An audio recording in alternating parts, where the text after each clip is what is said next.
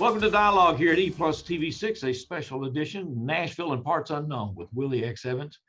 Willi, I see you camped out still at the museum. It's a good place to be. I'm camped out at the museum. Hey, Millie. Hey, August. Hey, Max.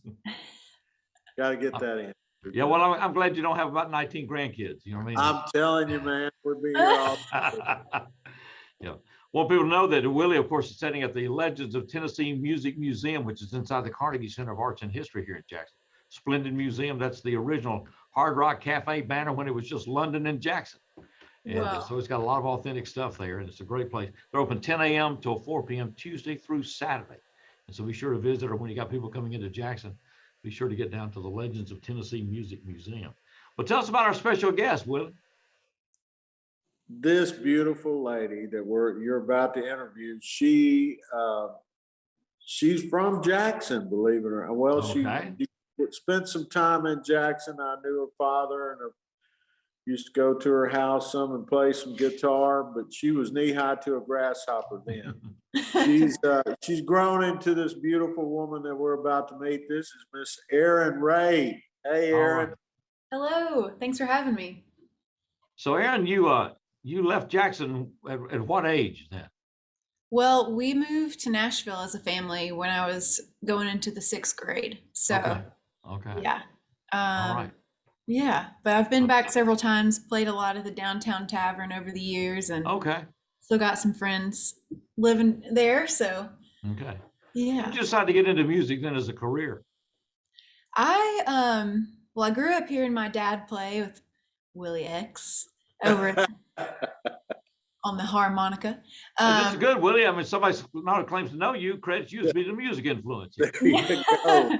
Most people won't admit that. Yeah, I mean, we've been doing these interviews for like, I don't know how many years. This is the first time somebody says, yeah, he's a musical influence of mine. That's great. Yes, my mom and my dad played music together a lot growing up. I guess kind of like my mom started singing harmony with my dad after that. And so yeah, they would play around town and play in Memphis sometimes, and so it was in the house growing up, and there was a Blue Sister house concerts in Bemis. Okay. Bob Raines. Bob Raines put on Bob and Kate, and so yeah, that was kind of those were my early introductions to music. But That's what I've forgotten those. Yeah, that they would, those house concerts, almost like the traveling troubadours that come through town. Yeah. Yes. Yeah. Super cool to be introduced to that early on. Yeah, and but yeah, my dad gifted me a Martin guitar for graduation, for high school graduation, for my 18th birthday. So it wasn't too long after that I decided to drop out of school, which I don't know if he knew that was going to happen, but it didn't take very long. I found the hippie kids on the street. Dad may have calculated, guitar's a lot cheaper than tuition at Belmont for $5. That's true. He might have, He's been very low key about that. Yeah, let's just see if this will work. If you really want to do this, let's try it this way. Well, that's interesting. All right. So you get this guitar, you're going to drop out of school, and we're going to do what? What did you envision this life was going to be? Man, that's a good question.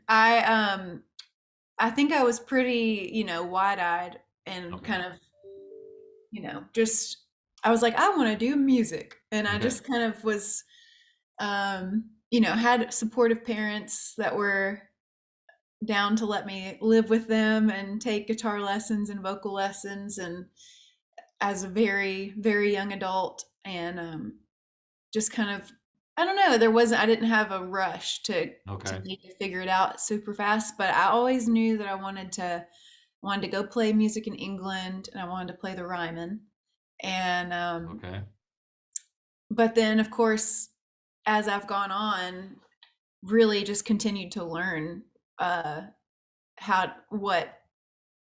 what's possible in a music career these days, especially as somebody who's not doing like mainstream country or whatever. And yeah, so I feel like I'm learning all the time, and I feel like we're in this cool place, musicians and creatives, where there are so many ways you can carve out a creative path, so Yeah, you don't have to have a label anymore. I mean, you can go direct, Yeah. and it's pretty interesting. It sure is. So It how has is. your music evolved then? Well, I guess I started writing songs, shortly after getting that guitar, and uh, kind of just learning, just playing open mics for a couple of years. And then from there, I met some people that I put my first like little band together, and we made an EP, recorded 5 songs. So I feel like, yeah, each time I've gotten to record, it sort of marks a new chapter where I get to learn more things. And um, it started out as my first record, my first full length record was called Soon Enough. And that was a record that was just live, and it was songs that I'd been playing with a group of folks for a couple of years at that point. Pedal steel, very kind of like Americana sonic treatment, band, drums, bass, electric guitar, and pedal steel, and then my acoustic. And then, yeah, the last 2 records have kind of explored kind of more what you can do in a studio setting when you have a little bit more time to kind of get creative. And I've been fortunate to work with some just smart, talented musicians that have, because I grew up on the songwriting side, listening to songwriters. And then my last record had a Beatles influence, because and kind of exploring in more psychedelic folk kind of stuff. So yeah. So an album project comes about how that you start building material and stuff you want to record. Somebody approaches you and say, hey, maybe it'd be time to put something else out, or how's it work? Yes. Well, the first one, it was really just the nudge of my friend Mike Rennie. He now plays bass in Miranda Lambert's band, but at the time he was doing a lot of producing of our friends' records. And so he was like, Erin, come on, you gotta record these songs, Well, let's pick that up in just a moment. Erin Rae is with us. We're going to continue this dialogue here at E+ TV6.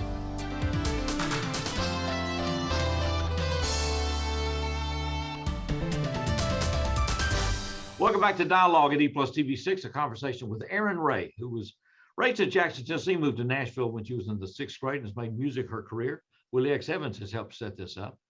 And like I said, Willi was named as a musical influence, which is a great thing, Yeah, I can't believe she's still able to do this interview. I would have so much jet lag after coming back from Australia. I couldn't. Oh, you just got back from Australia? Okay. Yes. Okay. 3 nights ago now, but I haven't had a normal sleep yet. I'm turned around the right way though, so that's good. Okay. What got you to Australia, by the way? There's a promoter over there. This guy, Brian Taranto, he's a big music supporter and brings over a lot of Americana artists over the years. So I got to go open for my friend Courtney Marie Andrews. Yes, we were there for about 3 weeks. We were kind of, I guess, the first international act, because they were really locked down during. Yeah, because we saw, there were tennis players that wouldn't even let in. So, so like, wow, and yes. So you're there 3 weeks. Do you travel around or at one venue, or how does that work over there? We traveled around. Yeah, we flew in to Sydney, started in their capital city, Canberra, played in Brisbane, flew on the other side to Perth. I got to go swim in the Indian Ocean, which blew my mind. And then we flew back across, played in Sydney, and kind of camped out in Melbourne for about a week. It was it was like kind of a vacation and a tour at the same time. So he puts together Americana tours in several different locations there. Yes. Yes. Erin, as you define it, what is Americana now? I mean, it's a very expensive term. That's what I wonder. It's like, it's kind of out of the mainstream. It's not just not commercial country or whatever, but yet I have a hard time kind of wrapping around exactly what this is. It's out there, it's doing well, and it provides a career platform for a lot of people. Yes. It's on an award show and everything else, but it's like, wow, Yeah, I feel like a lot of people feel the same way. Yeah, I think it started as, kind of a place to celebrate musicians and songwriters that were outside of the pop country world. It's kind of like, alt country or Yeah. folk music, roots music is kind of all can be grouped into it. I feel like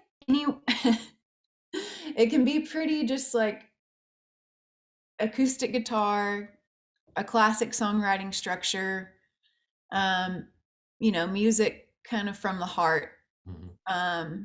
Seems to be a pretty consistent thread. But You're talking about the last couple of album projects for you have been different. So where are you now in all of this?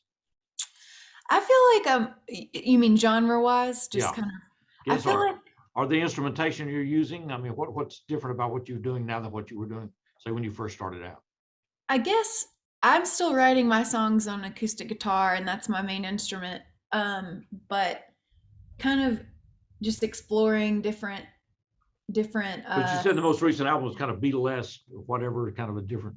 Yes, my last record, you could tell there's definitely my friend that produced it, Jerry Bernhardt, is just a big fan of the Beatles, and that's a lot of just the influence. He's listened to millions of records and just a wide expanse of like a knowledge bank of kind of the sounds you could get. So there's more exploration of weird, vintage keyboard sounds or kind of guitar pedal slide guitar like George Harrison, some of that. And then on this most recent record that I did with Jonathan Wilson, it's kind of like there's a little bit of he's like a kind of like a whimsical character in a way. There's some triangle, there's some cool old keyboards like the Pianet and So you go in with the song, you go in with the songs, you got these songs that you have written. Then does this evolve then, I guess, in the studio? Then does it start taking, well, let's do this, or? Yes. Okay, so you lay down this kind of track-based thing that you've got, and then these producers start saying, okay. Yeah, I'm hearing this over here. Drew, why don't you try this, play this on the keys, or, see what you come up with. And so we do a lot of tracking live together in the room and then adding on some of the different layers and adding things on and taking them away. And so you have no idea where the final product is going to be then when you start? No. Okay. Yeah. That's kind of interesting. It is. It's like, you ever say, no, let's don't do that, okay. There was, that instrument that's the fish that you, with the, it's like a percussion instrument that you play it with a stick, and I drew the line on that one. I was like, I don't think that's for me. I want to get out there, but not that far. Yeah. So how often are you working on new material all the time, writing all the time? Yeah, there are definitely times where I'm more focused on writing than others. Right now, especially leading up to the release of this record, there's a lot more, it's kind of like a different part of the brain, like business promotion, like, that the creativity required to get the word out. But yeah, I kind of always will have little ideas float around. And I think now, especially with just, there's plenty in this time to be distracted by, and these smartphones and social media and everything. So it really requires me sitting down and carving out some time to. Okay. Has this been released, or is it coming out soon? It's been released. It came out on February 4th. Yeah, it's called Lighten Up. What's the title? It's called Lighten Up. Lighten Up. Yeah. Okay. Tough time to lighten up, but I guess that may be a good thing. Yeah. Everything's going on in the world. Yeah, let's lighten up. Okay. Yeah. All right. So do you now then build tours off this? Yes. Everybody's able to get back out now, because we went through this whole shutdown there for a while. Yeah. Yep. There's been some kind of like start and stop over like December and January. I know a lot of stuff had to be canceled with, Omicron, but now seems like everybody's pretty good with forging ahead, and people are careful and they test and whatever, but we got, the show must go on. Okay, great. All right. Erin Rae is with us, and Lighten Up is the newest CD. You got how many collections, how many albums out now? I have 3 full-length albums out. Full-length albums that are out now. Start out with the 5-song EP back in the days. We're going to continue this conversation. This is Dialogue at E+ TV6.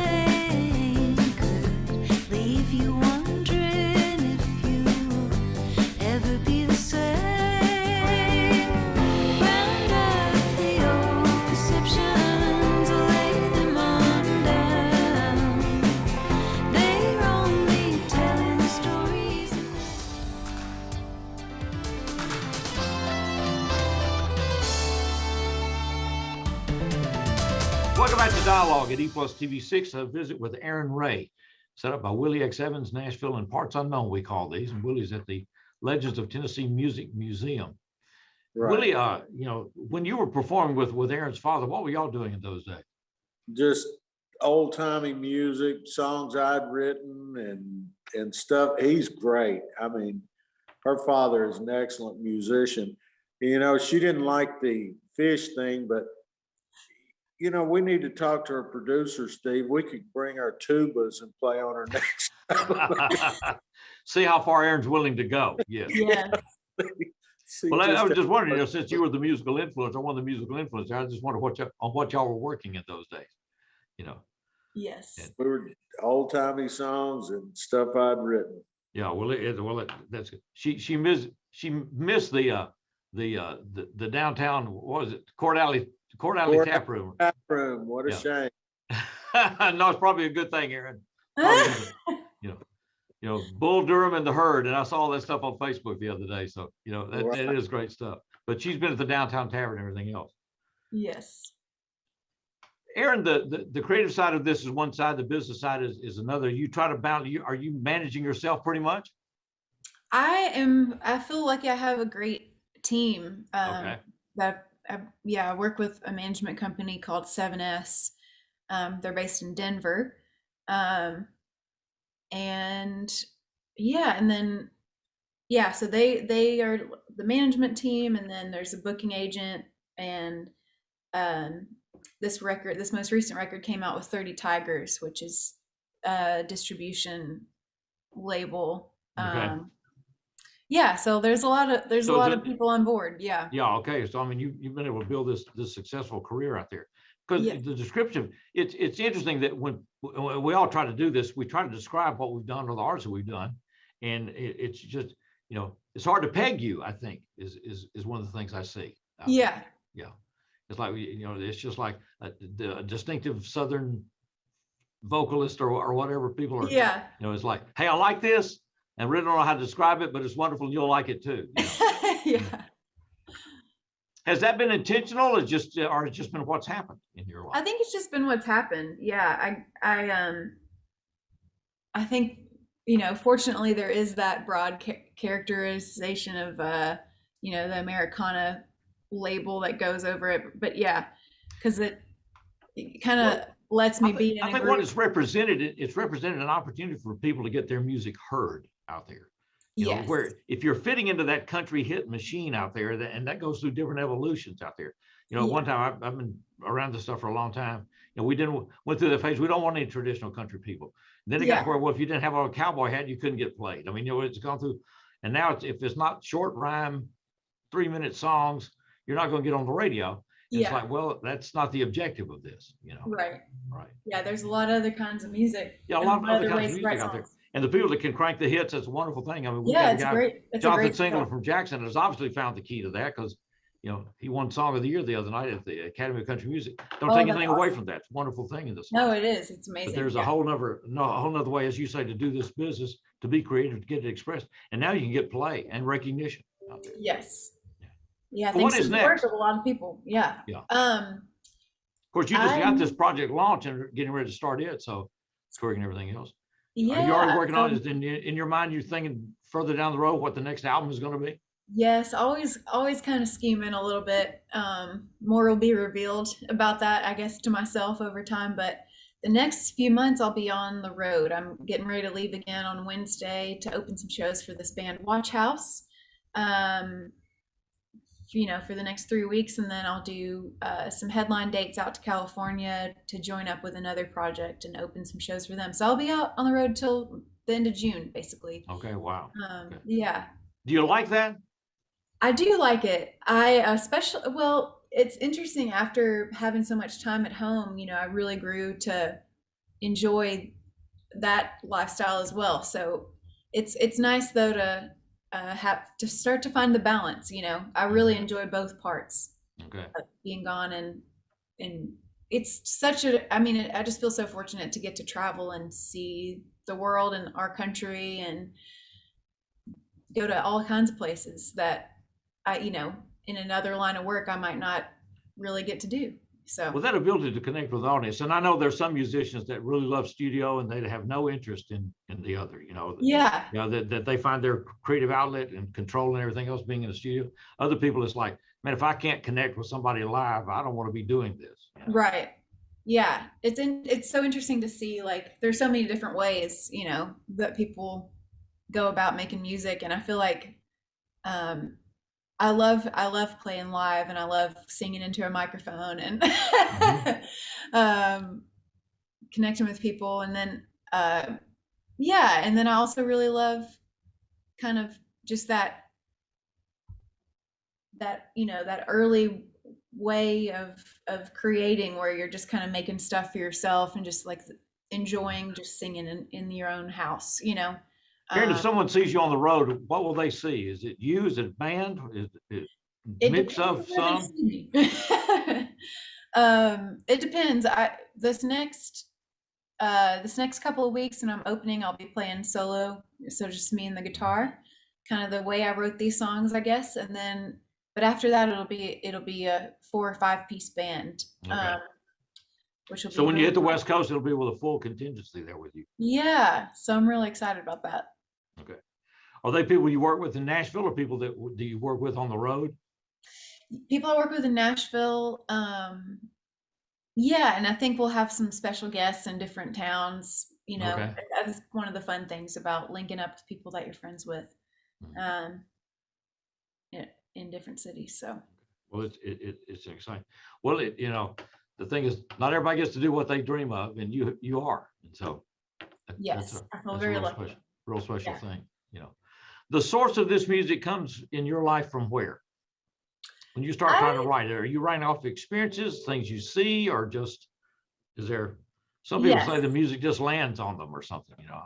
Yeah, I think it's usually kind of, just processing things I'm experiencing, and I definitely agree with that idea of like things just landing.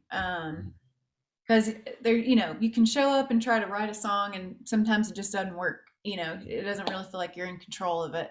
And then other times you write a song and it comes out in 20 minutes. So Yeah. it just depends. But yeah, I just feel like the more connected to myself and to the present moment that I can get, the better I have a chance of writing a song. That Okay. Right. yeah. Erin, really a pleasure to meet you. Have this opportunity to talk with you. Thank you so much. Like that Jackson connection out there, and maybe we can do an Erin and Willi X Evans night at the Downtown Tavern or something one night. The Baker I Brothers. like the sound of that. Yeah. Make Willie look a lot younger or a lot older. I don't know which that would be. Erin, it's a real pleasure to have this opportunity to talk with you. Continued best. Thank you And so Willie, much. thanks you. Thank you for being with us, and stay with us here at E+ TV6. This is the place where the dialogue continues.